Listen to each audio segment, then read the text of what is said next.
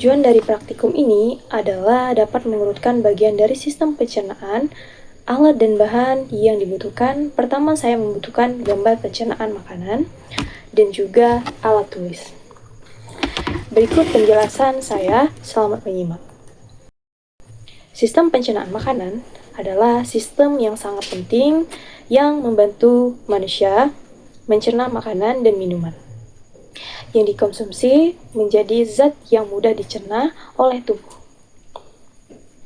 Lalu akan diambil berbagai kandungan pentingnya sehingga bermanfaat bagi organ dalam seluruh bagian tubuh secara keseluruhan.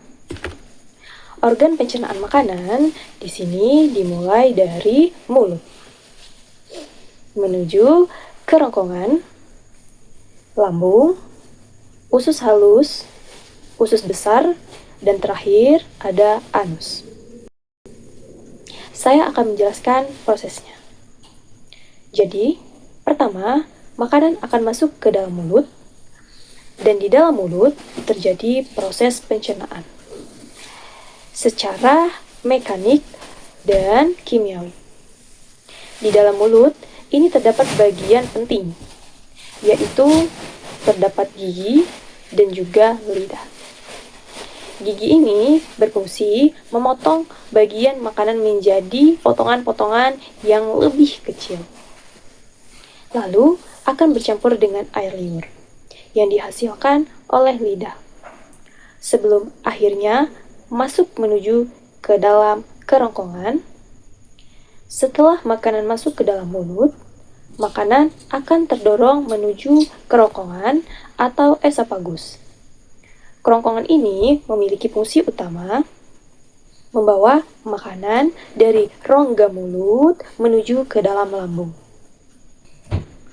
Proses terdorongnya makanan dari rongga mulut menuju lambung ini disebut dengan gerak peristaltik.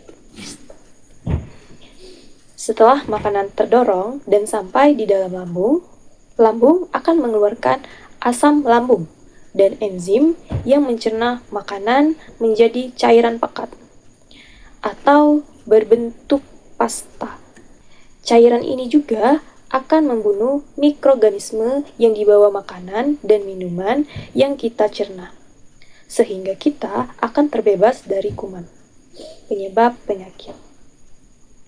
Setelah di dalam lambung, makanan ini akan terdorong menuju ke dalam usus halus.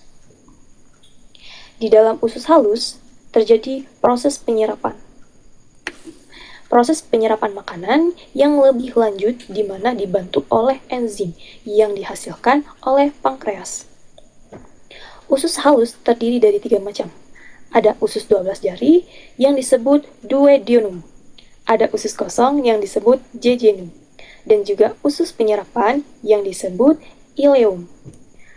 Panjang rata-rata usus halus manusia itu sekitar 6-7 meter dan dindingnya itu terdiri dari pili dan mikrofili yang membantu penyerapan nutrisi dan juga sari-sari makanan lebih cepat dan banyak.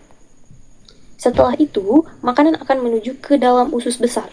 Nah, usus besar ini memiliki fungsi membusukkan makanan dan akan berubah menjadi kotoran atau yang disebut dengan pase.